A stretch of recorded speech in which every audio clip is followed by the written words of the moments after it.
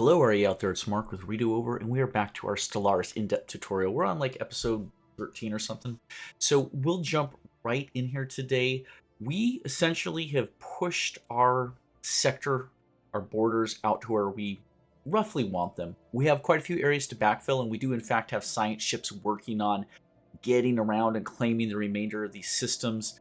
Obviously, primarily limited by how much influence we could generate. That is a pretty slow go, although with the cultural picks we've taken recently, we actually can get them for a very small amount of influence altogether, like in the 50s range or something like that. So if I were to say take one of these constructor ships and right click on, say, Romstan, build an outpost lacking 32 influence, we're at 20, so 52 influence.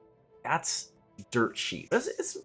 You can get it lower than that, but you'd have to go into your initial civilization build and kind of move things around. But yeah, we'll backfill at this point. We're going to upgrade the rest of our fleet. We're going to take a look at our resources. I'm going to be really honest with you. In past playthroughs, years ago, I would oftentimes struggle to get the resources I needed. But in this current playthrough, what I'm finding is that I can't find enough things to spend resources on. And I'm not sure what that's about. Now, to be fair, our energy is sitting at 193. We've got a lot of surplus. So we could go into a deficit. We could even be somewhat inefficient with our, say, fleet expenditures. Maybe we could build our fleet capacity beyond 30, get hit with those higher burdens, taxes, we'll say, and we could gut it because we have so much energy production. But even like mineral production, we just don't have enough buildings to build. We don't. Food is getting a little bit tight right now, but that's usually the least of your worries. And our consumer goods and our alloys, although they could be higher, like you always want more alloys, but like what are we going to do with the alloys? Now, there will come a point where we're going to want to start upgrading some of these star bases. You can see right here, to upgrade the Zvox station from a starport to a star hold would take 500 alloys. So you can start burning through your alloys really quickly. But we're not there yet. The star hold technology isn't even on the horizon for our technology tree. So we got a long ways to go before we have to worry about having 5,000 alloy. So let's jump in. Let's hide the old face box. There we go. And yeah, let's go for it. So I think Alpha Centauri was our next primary thing because we see that their population is at 10 pops, and it is now time to upgrade the old colony ship into a planetary administration building. I'll simply click on that. You can see it puts it in the queue, a little over a year, and that will be done. Otherwise, we have the housing. Planetary administration will help with that as well because you actually get +5 housing out of that. We get an enforcer job, 2 politician jobs. I'm not super psyched about the enforcer job, although the politician jobs are not bad. That's going to get us more unity and a handful of other stuff. But we could use more jobs here on this mining world. Do we just want more miners? Possibly. We still don't have a proper mineral processing plant technology. So for the time being, I would say, yeah, we just latch on to another mining district. We'll throw that into the queue afterwards just to keep them sort of out of our hair, and we will run the clock. We'll put this on fast speed. We got a transmission coming in. What is this? Commercial pact. I'm going to pause it real quick. Pause the clock here. What do we got? So the Juvians, they're spiritualists and they're egalitarian, right? So we're not spiritualists, but we are fanatic egalitarians. So at least that gives us a little bit of commonality. But ultimately, we believe that the United Nations of Earth and the Juvian Covenant, is it Covenant? Yeah. Have much more to offer one another. We suggest entering into a mutually beneficial commercial pact. So here's some effects of this treaty. Form a commercial pact with the Juvans. This will increase the value of both empires' trade networks. The deal will grant us 4.4 energy and them 8.9 each month. So what they're not showing us here, though, is what the the influence cost is. I find this slightly annoying you know, essentially they're going to get twice the energy out of it than us. Not great. I don't really want to help the Juvens out personally. But on top of that, this is going to take a hit into our influence production. You can see right up at the top there, under the consumed, the red number minus 0.25. That is the cost of the non-aggression pact. Now, if we enter into a commercial pact, that will also decrement from our influence. And then I also see a research agreement as well. Let's take a look at that real quick. We have much more to learn from each other. We propose creation of a research agreement between our empires. So form a research agreement with this empire. Both empires gain a bonus when researching technologies discovered by the other empire. We can learn 1 physics, 2 society, 2 engineering, and share 4, 2, and 3 technologies. Now that's interesting. It doesn't exactly say what they get out of that side of it. Possibly worth it to drive up our technology growth. Let's agree to this one.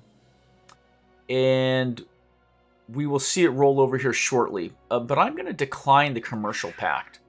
We will decline that. And then let's run the clock. And I want to just pay attention here. And see if that clicks over. Yeah. There we go. Under the non-aggression pact is the research agreement. So you may be tempted early on to just grab as many treaties as you can, just, making a great galactic United Nations. But it's going to deeply, deeply cut into your influence growth, which limits the size of your empire, bizarrely. So what else do we have here? A defensive pact invitation. Wow, these guys are hitting us with everything. We would not want to drag your empire into conflict, but it is clear that we would benefit from joining together against possible threats. So essentially, if either empire is attacked, the other will automatically come to their defense. I think this is reasonable. I'm going to agree to this. Now, what I'm interested in is the Ishtari here. I see is the weak link of the 3 of us. They're kind of pickled in here, and I would like to push back against the Intari at the Bindar system, the Klendath system, and essentially drive them out of this entire pocket right here, closing off our space at Bindar relative to them. So I would rather go to war with the Ishtari than the Juvens. There's one other thing that'd probably be worth looking at right now. If we go to contacts, this shows us all the known civilizations in the galaxy. Right now, we can see the Juvens are equivalent to us. So relative power ranking. Their power is roughly evenly matched to ours. This is down to equivalent fleet power, economic power, and technology level. Now, the Ishnians, we don't have that information on. We don't have enough intel with them yet. The other thing that I think would be worth looking at is the status option right here. You can see there is our trade agreement, research agreement, defensive pact, and yeah, those are the only 2 we've entered into. Yes, that's it. Non-aggression, research. Now, we have no real contacts with the Ishnians. I can see that we are improving relations very, very slowly. So we're currently at neutral relations of -8. Last month it changed by +2. So we're slowly going to push that relationship with the Ishnians to a 0 and then into the green, into the positive. But quite honestly, I imagine trying to go to war with them at some point. Now over here you see their attitude is cordial. I believe that's their attitude towards us. And then let's check the Juvens real quick. We are now friendly and growing. So you don't have to necessarily go to war. We could try and make peace, and I certainly don't think we're in a position to go to war with the Ishtari right now. Our fleets are still capped out at 30. They probably have a similar fleet size. And bear in mind that we're essentially trying to defend 2 frontiers, the Stratal Point and the Brakmar Point as well. So our fleets are scattered about to some degree. We could certainly concentrate them all back here at Bakramar and try and make a push in for Bindar, which would require essentially laying claims on these star systems. That may not be a bad idea to do that right now. So the claims overlays let you spend influence to increase your claim on systems currently belonging to other empires. Yeah, I could see doing that. Let's take a look at this menu real quick. This is the claims. We've made no claims. You can see, though, these little boxes pop up right here. This hexagon with the plus symbol. Bender is currently unclaimed. Now, it would cost 40 influence off of a base 50. Now, we have 20% reductions due to Interstellar Dominion. Here's the bummer, is that 40 influence is darn near the cost of claiming an entire star system for ourselves the first time. Claiming it does not give it to us, but it allows us to essentially make the, what did they say, casus belli to go to war over it. And if we were to go to war, things that we, sectors that we have claims on, or systems that we have claims on, can become ours when we negotiate a peace, or if we conquer them, we can then hold on to them. One unusual thing about Stellaris is oftentimes when you go to war, you may be able to claim 3 or 4 or 5 systems by taking over the star bases with your fleets. But when the war comes to an end, you don't necessarily just keep everything. There's some pretty tight rules that prevent you from just sort of bum rushing everyone else in the galaxy. So I would love to make claims on these, but again, the influence cost is quite considerable. And as I look at it, those are the only two over on this side of the sector. And I'm trying to scroll over here. You can see there's some more. Saddlebari, Urukriki, and God, these are just the most brutal pronunciations. Sayakero. Wow, it's a mouthful. Oh wow, they have tons more systems. So we could make claims even on like the Juven homeworld. So we wouldn't really want to do that. I wonder how expensive that would be. 140 to claim Tazri there. What about Juven Odor? This would be their homeworld. 160. Yeah, extremely expensive. And the claim itself doesn't mean anything. Any alien can claim your territory right back.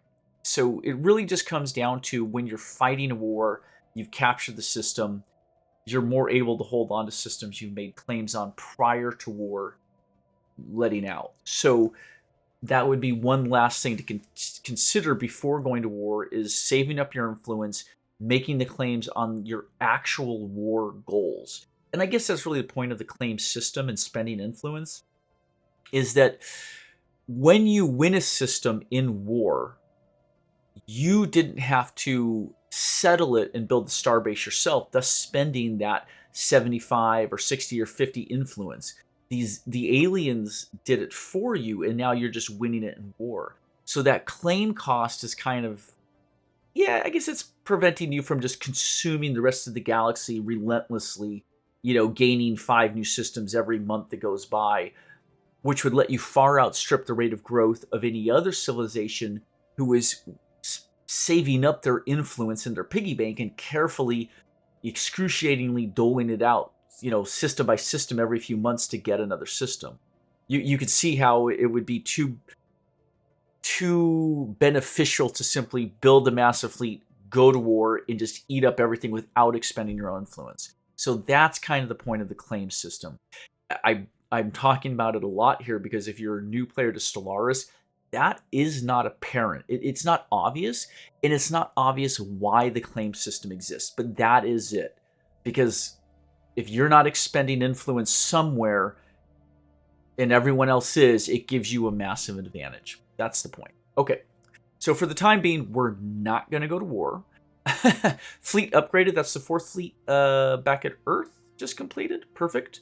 Yeah, they're getting some decent firepower. You can actually see our fleets here. First fleets is improved. They're sitting at 447. Second fleet's at 214. Third fleet is at 785. Fourth fleet is at 662. Now, bear in mind, these fleets all have different numbers of ships in them. So, for instance, the second fleet's very weak. It only has 4 ships. First fleet has 6.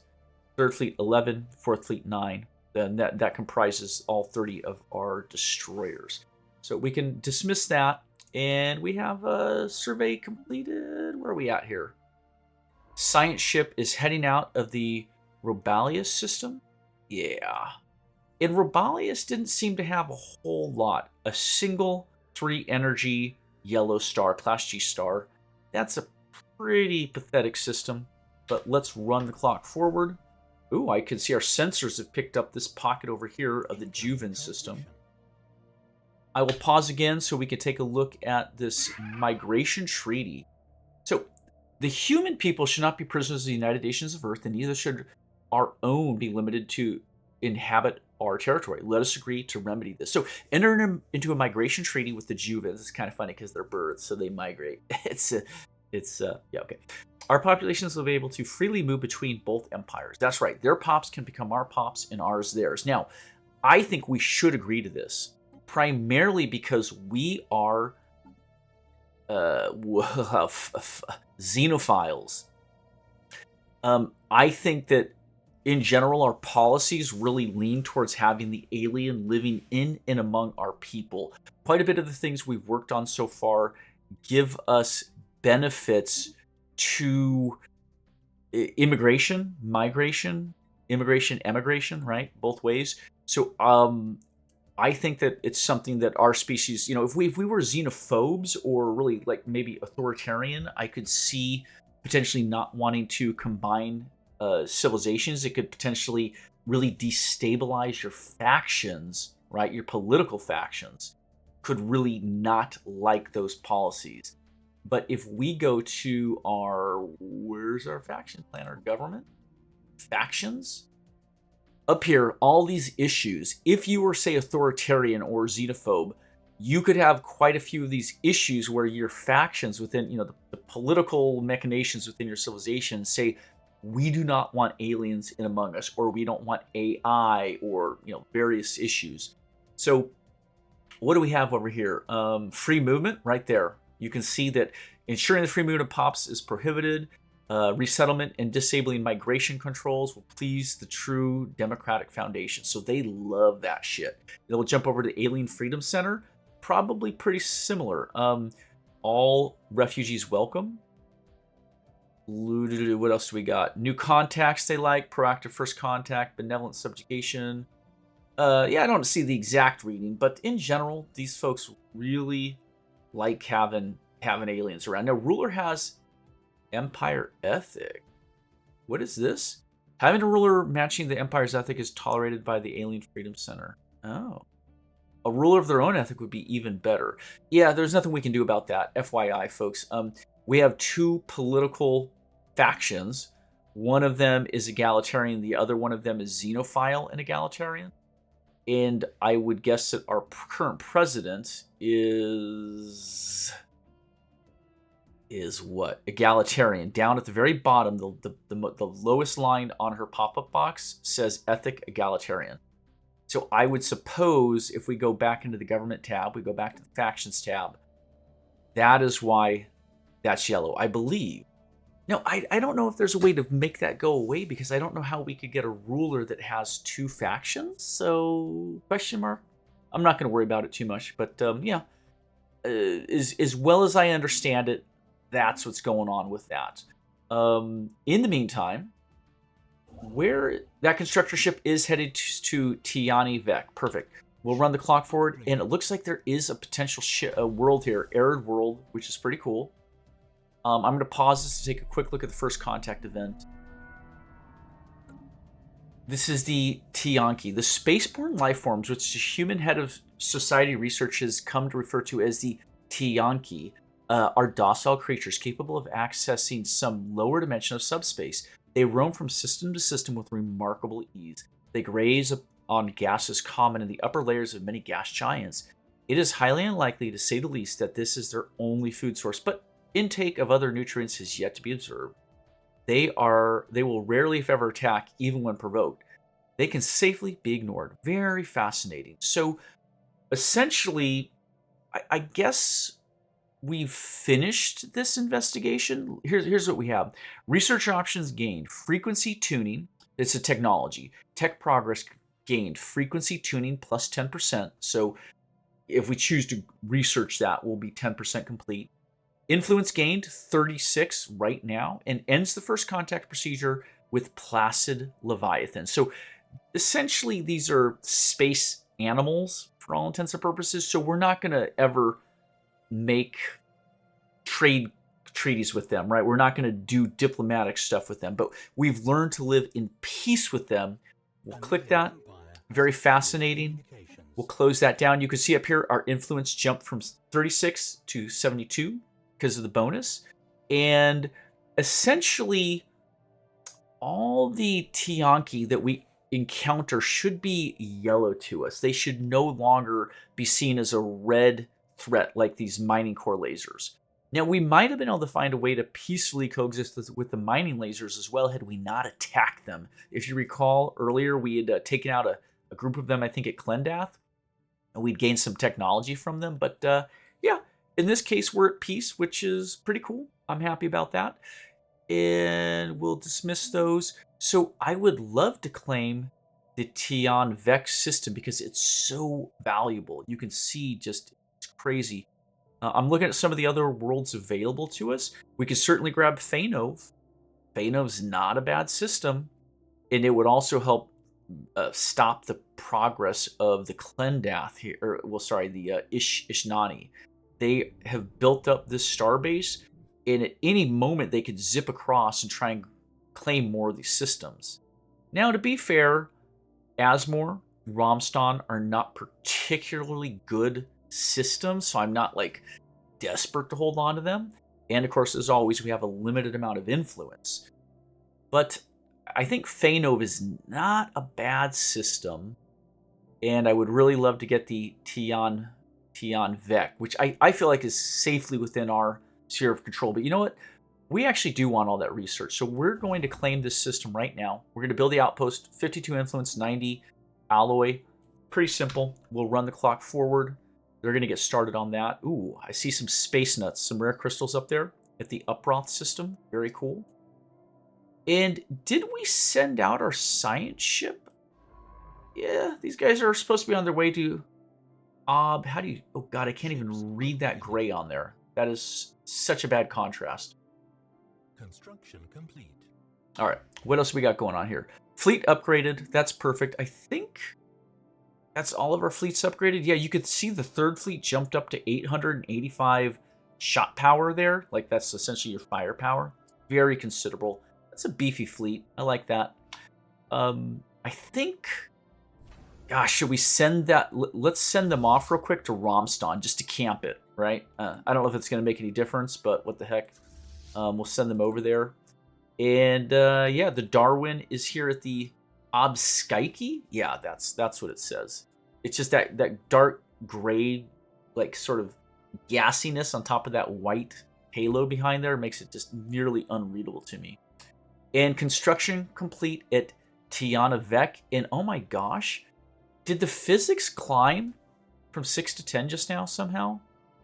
I'm not exactly sure how that happened, but seems like that's what happened. Okay, let's jump into the system. There is so much to do here. This is actually really cool looking. So let's start with Tiana Vec, because that's 10 physics coming off the star system. So we'll shift, we'll right click, build the station, and then we'll grab up the others. Build, and build. So that's all for the gas giants as well as the star. That should lock everything. It'll keep them busy for a little while. And that's really going to push up our research. I mean, look at the fact that our physics research is sitting at 63 and that plus 10. I mean, what are we looking at? Like a 15% bump right there. And then society is going to be plus 24, nearly a 50% bump to society research. So this system is going to just launch us forward as far as our technology goes. So we'll run the clock again. Just kind of keeping an eye out here, trying to see what the Xenos are doing. Okay, Jessica came up with signs of life at the Obskyke system. We're picking up life signs coming from somewhere within the interior of this asteroid. This definitely warrants closer investigation. Well, it's a research, a routine research relative to her. So yeah, we'll let Jessica Newman just proceed. She'll be done in less than 3 months. We'll hit research there. Running the clock, folks. Running the clock. I see science ships coming into Klendath. Gosh, they are going to push out of there pretty shortly. I am going to try and grab Phainov next, if we can get it before they do. Because, I see that science ship. Crystal growth. All right, this is probably relative to the investigation Jessica was just doing.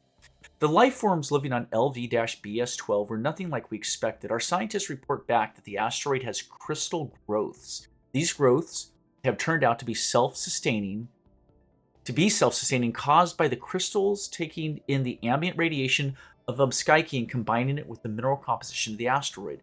The crystals themselves are primarily made out of sucrose and could potentially even be edible. Curious. So we could add a permanent +4 to social science, or edible, you say? Oh my, we could harvest the asteroid and gain +3 food. I'm not going to do that. Again, we easily can rectify any food issues we're having, so I will simply go for the science. Curious, we say. And I'm going to pause right there. I am noticing that the Ishnani are doing investigations around Ramstan right now. That's a little bit of a problem. What I'd like to try and do is grab Thanov, grab Ramstan, cut them off altogether. Ramstan's a horrible system, but I wouldn't want to claim Thanov and then have it cut off from us.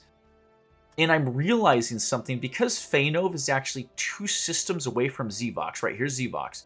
Ramstan, Thanov. It will cost twice as much to grab Thanov with an outpost. 64 plus 41 is 105. Ew, we don't want that. I actually want to send the Adriatic back to claim this right out from underneath them. So let's move her there. She'll be in position. We'll grab Ramstan. Then we'll jump back to Thanov as our influence allows. And maybe one of our scientists can claim some more influence via some sort of research project. But before we get to that, let's make sure that the India is working on the research stations here at Brockamar. Perfect. And let's go into our market. So currently we're selling 10 food a turn.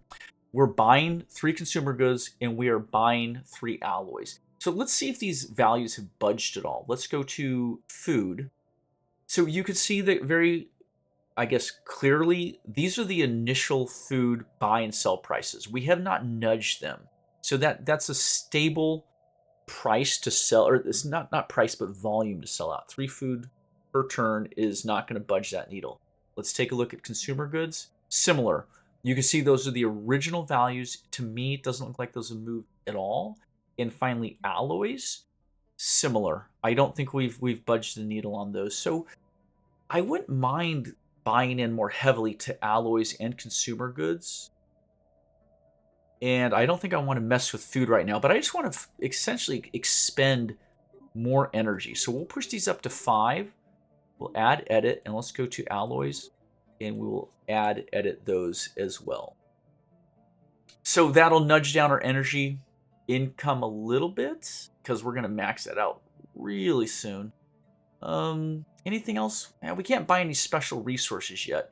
When we gain access to some of our rare resources, we would also be able to buy and sell those. So I could see going in and buying like 1 a turn or 1 a month of any rare resource available to slowly build up our supplies of them. And we'll consider doing that once we gain the technologies to do that.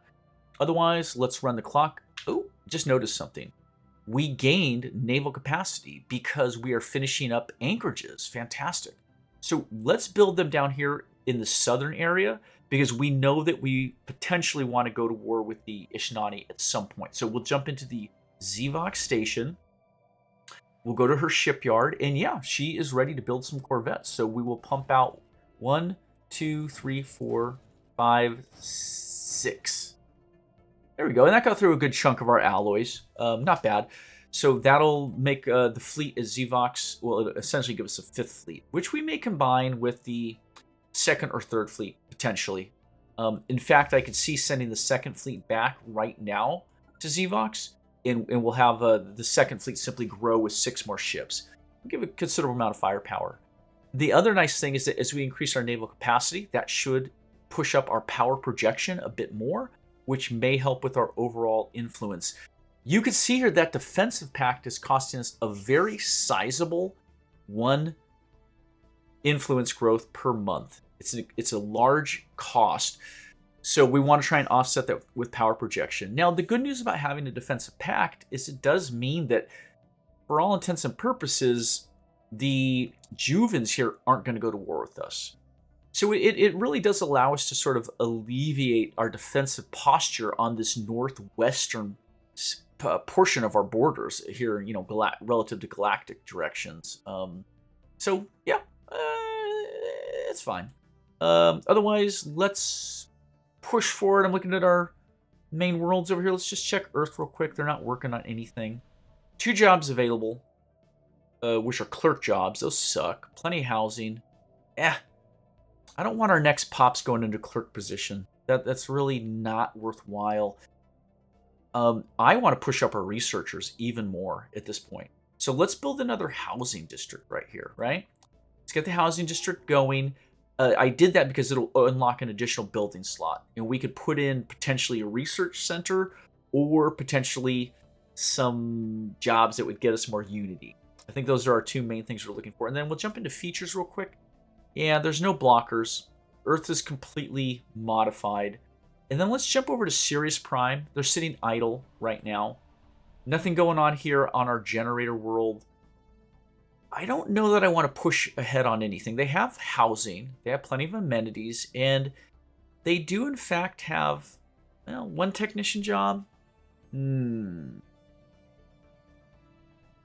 We may want to give them more generator districts, or wait, we could jump into here. Are there any blockers? Now, we can't clear these. You see the red stripe perimeter? That means none of these blockers are available for us to clear out right now. We will have to gain the technologies to clear those.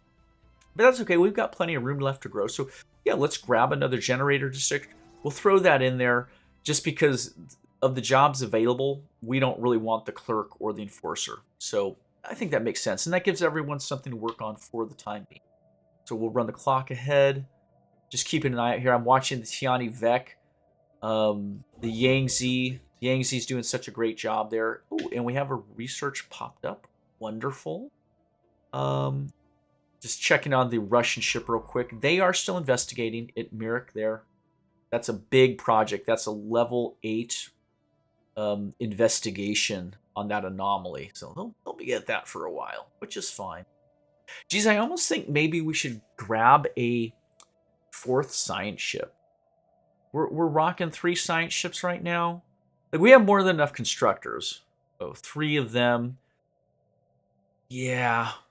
Gosh, we should go for another science ship. All right, let's deal with our new technology research real quick. Powered exoskeleton. So army damage increases by 5%. Worker pop resource output 5%.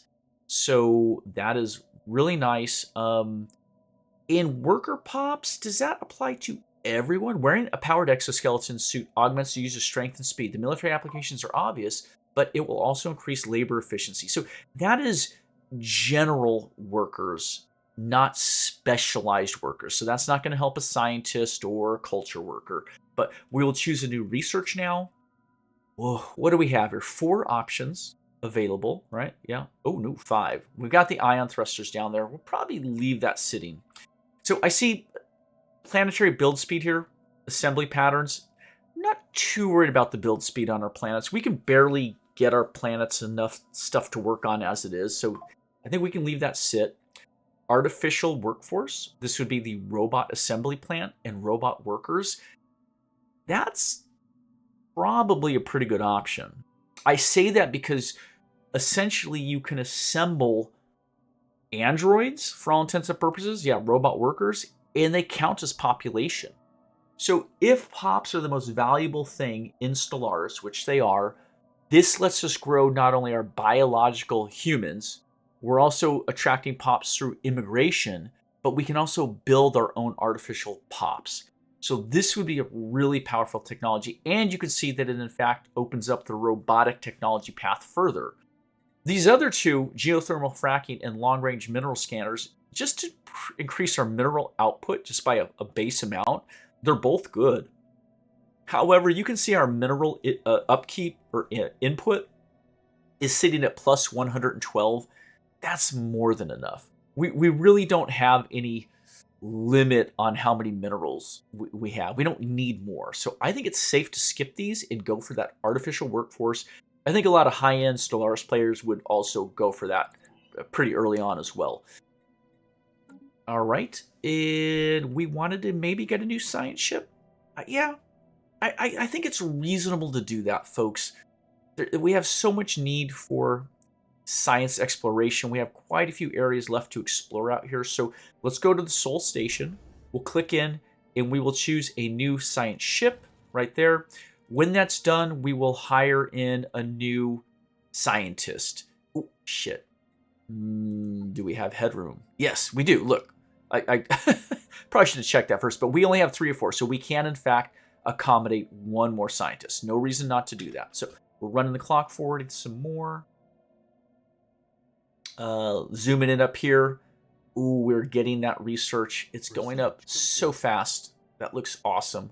I'm going to pause real quick. Oh, and check this out. The arid world. All right, so we have 2 things to look at. Let's jump to our research. Fleet doctrine, fleet support, naval capacity plus 25. Holy cows. Look at that. Our naval capacity jumped from 36 to 73, folks. Now, some of that is from anchorages, but the fleet support is going to allow us to make a really massive buy into Navy corvettes. Now we're going to start burning through that alloy. Now we're going to need more alloy really quick. So this is great. I'm super pleased. And we have some more great options. We have 5 total science options, including frequency tuning, which we got from the Tiyanki, if I'm not mistaken. So let's see. This is an energy siphon, transfers medium. Let's see. Energy siphon excites the energy transfer medium of targeted enemy vessels. Not exactly sure what that does. A weapon, potentially? Yeah, power usage 7. Costs 15 alloy to put on a ship. It does damage. Oh, there you go. Huh. Fascinating. It does a plus 100% damage to shields, but a minus 75% to armor. So this frequency, the energy siphon weapon, would be nearly useless against armor on a ship, but massively efficacious against shields. So interesting technology, but we have it locked in. We're not going to lose it. It's always going to be sitting there. So what I would really want to do is see if any of these other 4 technologies are more useful to us right now. So I see Doctrine, Space Combat, Fleet Command Limit plus 20. Now, Fleet Command Limit, not to be confused with naval capacity. Fleet Command Limit has to do with how many ships any one of our fleets can hold. So currently, as I mouse over the first fleet, you can see there the 3rd line down is Command Limit Usage, 6 of 20. That means that currently our fleets can have up to 20 corvettes in them, right? So if we were to take this right now, we would double the size our fleets could go to. I mean, we can make like one massive fleet with up to 40 corvettes. That's not a bad idea, in particular if we want to go to war at some point. And it would also get us the Edict of Fleet Supremacy. This would ship starting experience plus 100, ship build speed plus 10%, diplomatic weight from fleet power plus 10%. We like that. We're deliberately trying to build a large fleet. I think that would be an excellent edict for us to gain access to. These other options, Edict Fund plus 20, that's just a flat plus 20 to our Edict Fund, which is probably sitting around, I don't know, 50-ish right now, I would guess. We could unlock a new Starbase building, the Off-World Trading Center, your trading company. That's not bad, but we don't really have a surplus of building space on our star bases. Not only do we not have very many star bases, but we've already kind of used up the building space. So this technology wouldn't really be useful to us right now. We don't have any place to build those companies. And finally, clearing out, it's defoliant, right? To kill plants. This would clear out our jungle blockers. Yeah, dense jungle. I think we need to worry about that right now. That's not really our focus. I think this space combat is the choice. We'll have it 29 months. That's fantastic. And actually, that will drop down quickly as we gain the final 18 here, research on society. That'll really crush through that technology in a hurry. So we were looking at that. And we wanted to take a look at this planet here in the Uproth system. So it's a 60% habitability. most worlds we're finding are at 80%, so 60% is not bad. It's on the upper half. I think this is a world that would be worth taking. Let's check their features real quick. Yeah, nothing too crazy special, but I see a lot of farming. Not really interested in that, but what are you gonna do? Extra generator district there. Yeah, I would take it. Let's get a colony ship built. Let's get a colony ship built and have them get on the way there. About by the time that the Gagarin has finished, we should be able to send the Yangtze over and claim it. And bear in mind, it'll take at least a year to build the colony ship. So let's click into the station here. Let's get that colony ship going. And, ooh, we could put Juvens there. Oh, let's make it a Juven world. Folks, the Juvens are desert preference. Oh, arid is not desert, though. Interesting. So a Juven's habitability for arid is 60%. Let's check humans real quick. Also 60%. Oh, that's fascinating. Okay. Where we're at 80% on continental, and the Juvens would be 80% on desert. Interesting. Okay. They're at 60% on savanna, and we are 20% on savanna. Really? Okay. Oh, there you go. And then let's look at the different capabilities of our two species. We get to choose here, but they'll be our people. The Juvens that we colonize there will be within our United Nations of Earth. They will be our pops. So, but what other capabilities? They have plus 20% amenities. Their leaders live for 20 extra years on average. They are very efficient with pop consumer goods. They use 10% less. They are bad at Unity jobs, and they are not very happy. Okay, well, their workers aren't. And then let's see, we would be extra habitability, pop growth from immigration, resettlement costs are cheaper, and we're horrible with population consumer goods. So let's do this. Let's make a Juven colony ship just for the heck of it. We'll start inviting the aliens into our civilization and see what kind of strengths we can gain from working together, collaboration. And did we get our science ship built? Not quite. Soul's still working on that over here. They're still working on it. They're almost done. Here we go. Here's the science ship. Will be done right there. Perfect. And let's jump in real quick. Let's go to our leader slot. And we need to recruit one of these 5 scientists here.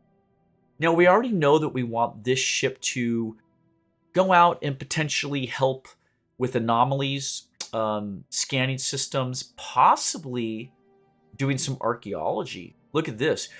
Day Chen here has the archaeology excavation speed increased by 10%.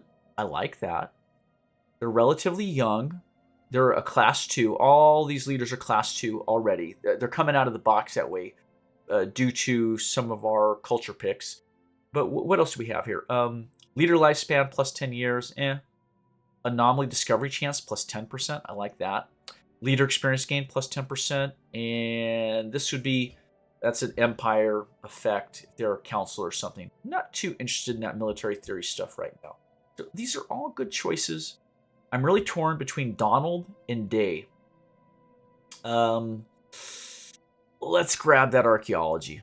Let's do it. Let's get the archaeology going. Yes, he is now on the ship, and let's have them go start on our first archaeology missions, right? We're trying to learn about the game here, so let's go to Ejok, and we will have them excavate that archaeology site. We have a second one here for them to work on. So it'll keep Day Chen busy for many years, I'm sure, just those 2 alone. And we will run the clock forward. Now, if we gain the capability of getting a 5th scientist, I would probably do that as well. All right. A couple things just popped up here. System survey complete at Obskyke. Perfect. We'll close that out. Let's jump in. Let's send the Darwin onward. Next star, right? Survey system was kind of send them out one at a time. Eventually, we're going to run into some aliens here, so I want to be a little cautious. Definitely could be some baddies down in this southeastern quadrant or sector of the galaxy.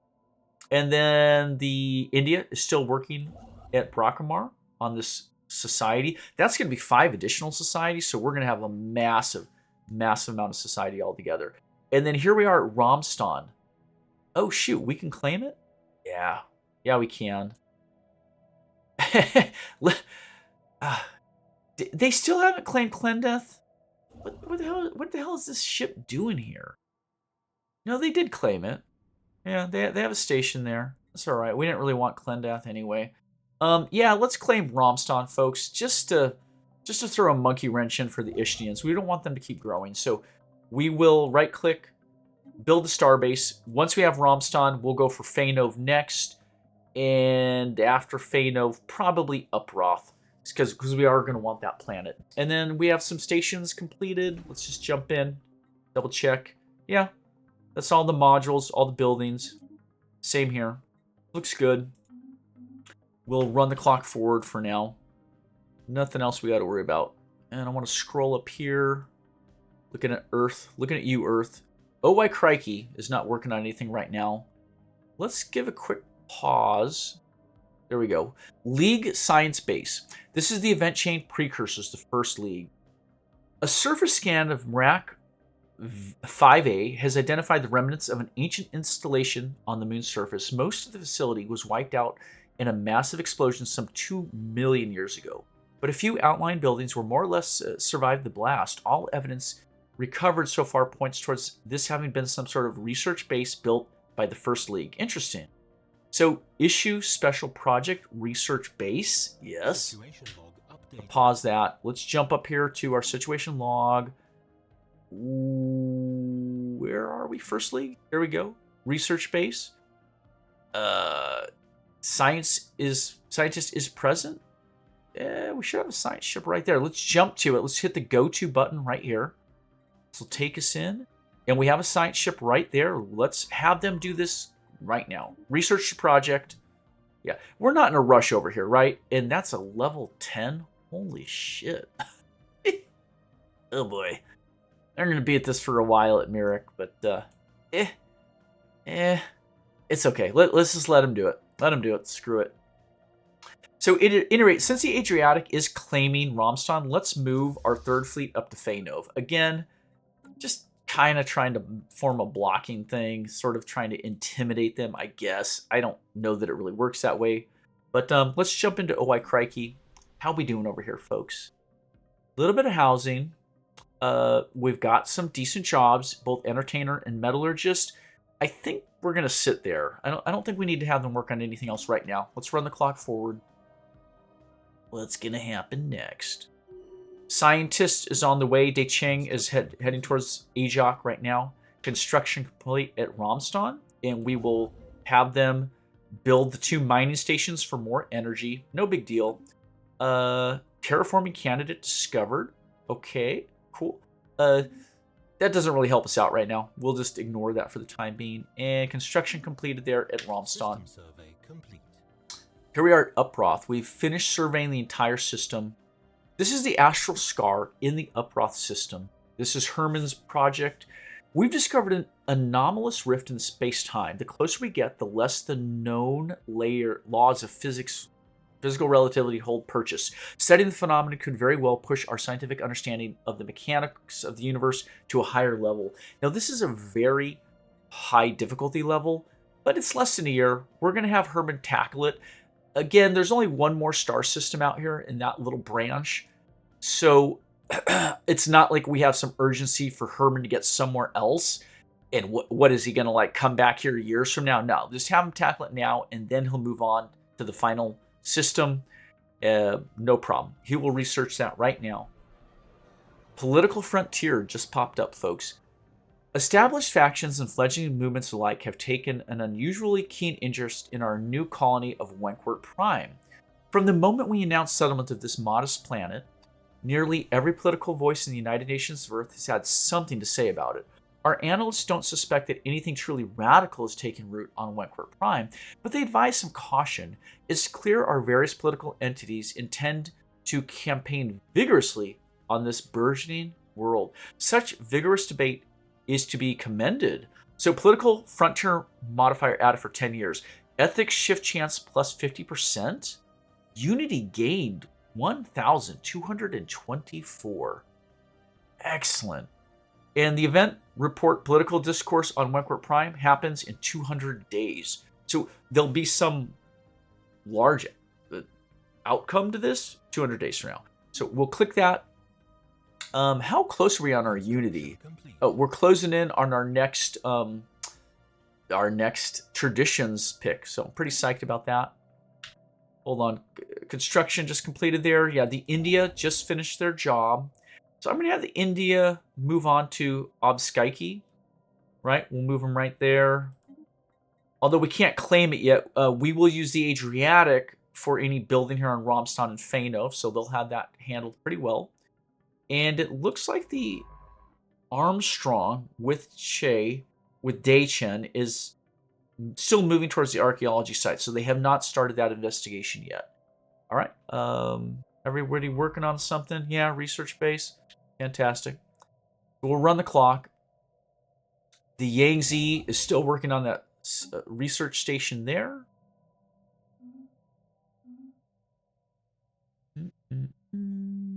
Special project complete.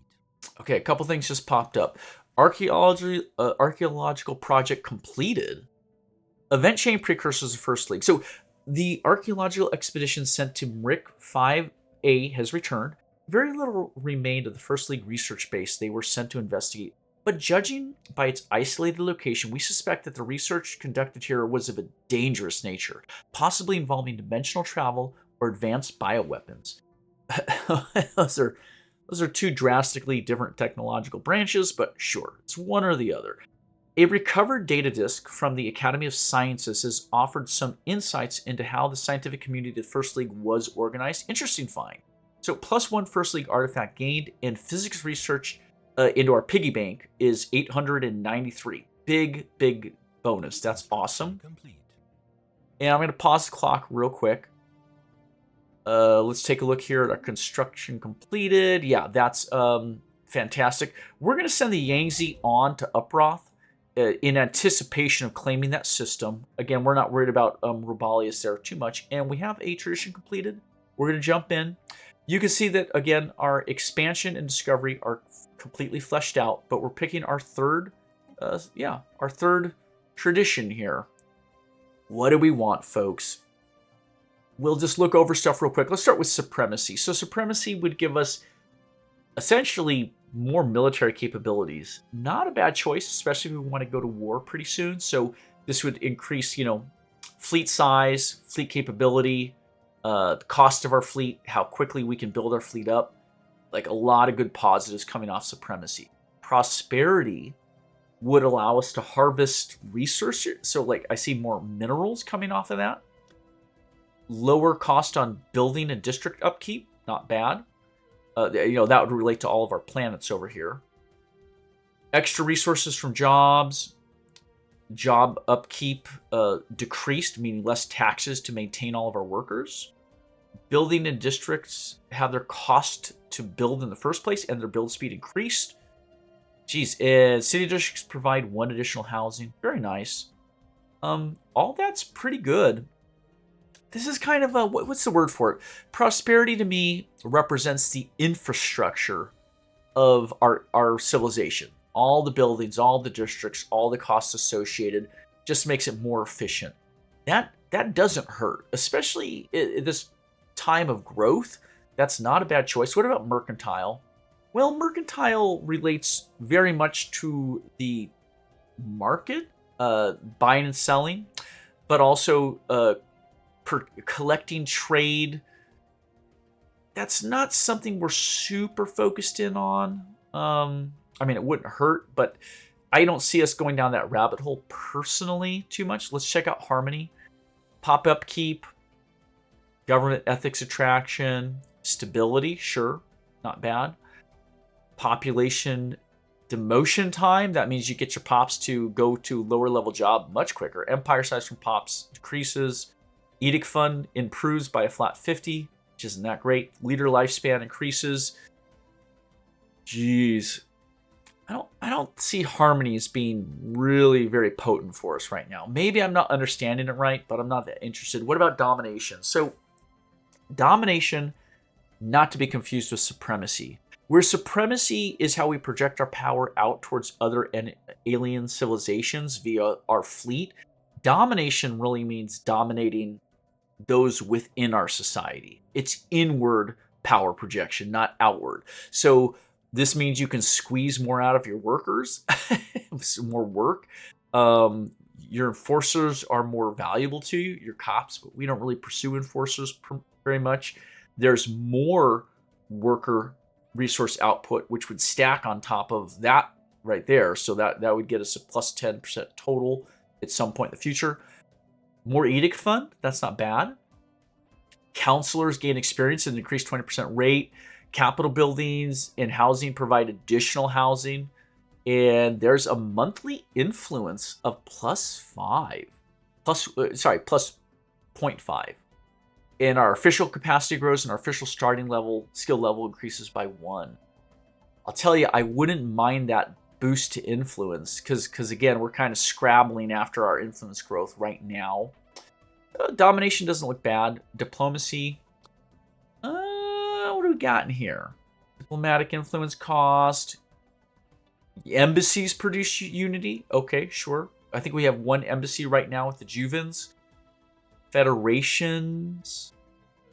We unlocked the diplomacy to form a federation. Very nice. Naval capacity contribution. Boy. Trust cap. You know, we only know 2 Xeno species right now, and one of them we kind of want to go to war with, so I don't know that diplomacy is going to help us out too much. I think more in the later game, when we've maybe run into a half a dozen other Xenos, diplomacy could be much more valuable. And finally, adaptability. Let's see. Population uses less housing, sure. Habitability plus 10%, that's not bad. Resettlement costs greatly reduced. Building slot plus 1, that's on every planet. Not bad, not great. Orbital bombardment damage and defensive army damage, that's not super useful. We're not planning on having our planets invaded anytime soon. And finally, building logistics or strategic resources reduced greatly, 15%. Whoa.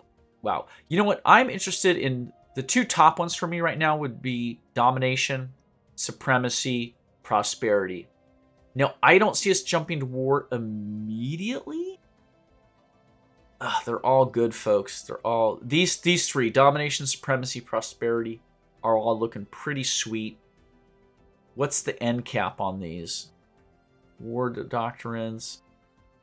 Yeah, you know what I want? I want this. I want that monthly influence. So let's go for domination right now. That's going to give us the instant 5% to our worker outputs. And then we will follow up with colonial viceroys next because I want that influence, that official capacity. And yeah, eventually we'll go for that edict fund pop up there as well. So we'll run the clock forward. Who is this? This is Jessica, again, in the Higash system. Optical sensors isolate a cluster of shapes on a barren surface of Higashic ATA 4A that could be buildings. It's extremely challenging, but let's have her just lock in there. We'll just have her put in the time right now. She's kind of the forefront, the leading edge of our science, and we don't need to expand much more than we already have, in my opinion.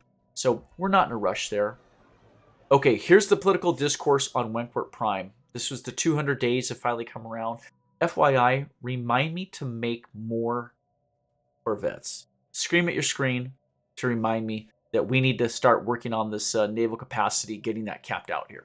But anyway, back to the discourse. Our political scientists have been observing Wentworth Prime with keen interest. However, despite feverish campaigning and a lot of recent fuss on the media, they forecast a fairly typical outcome for the colony's political future.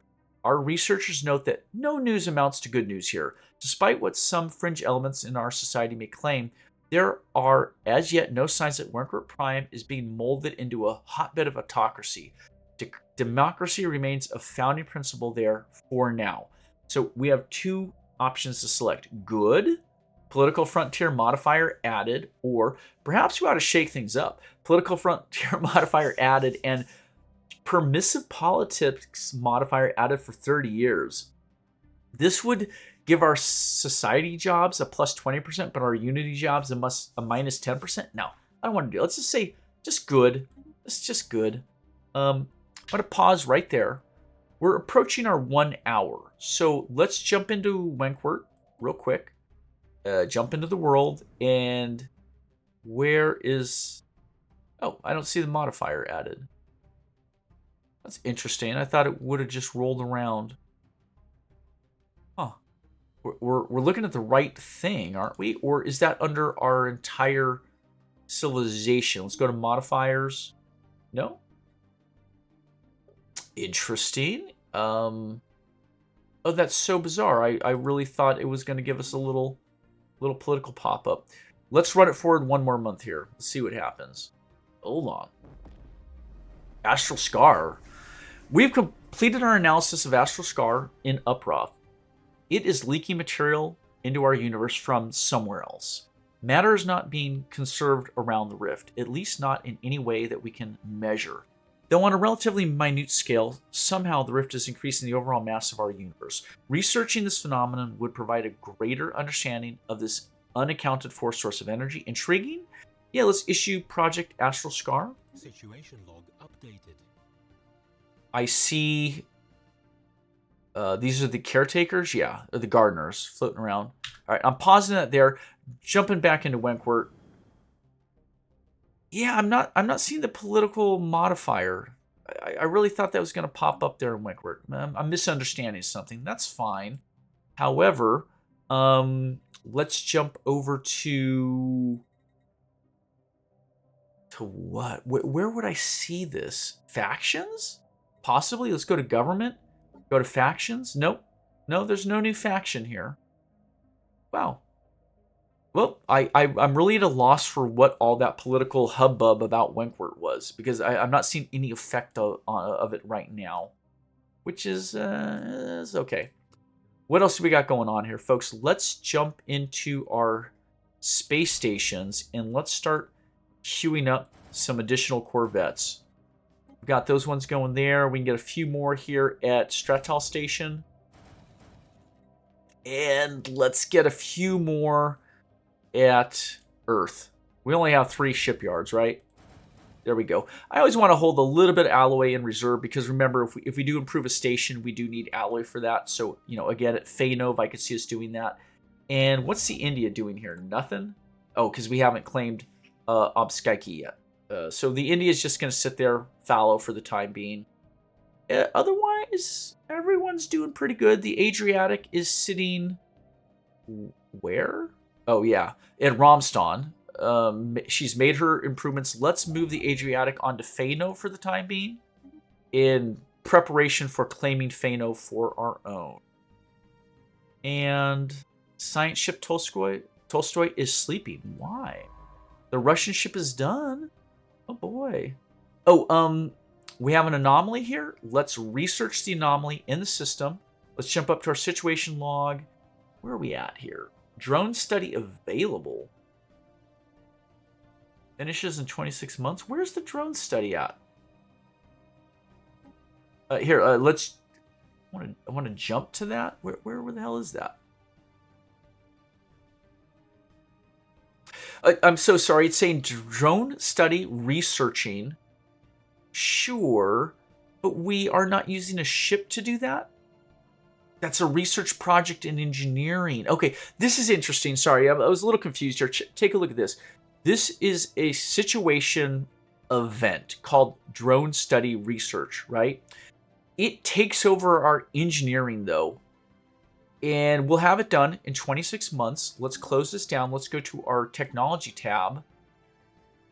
And you can see here that we have stopped work on artificial workforce. We are not currently, there's no progress bar. See how it disappeared?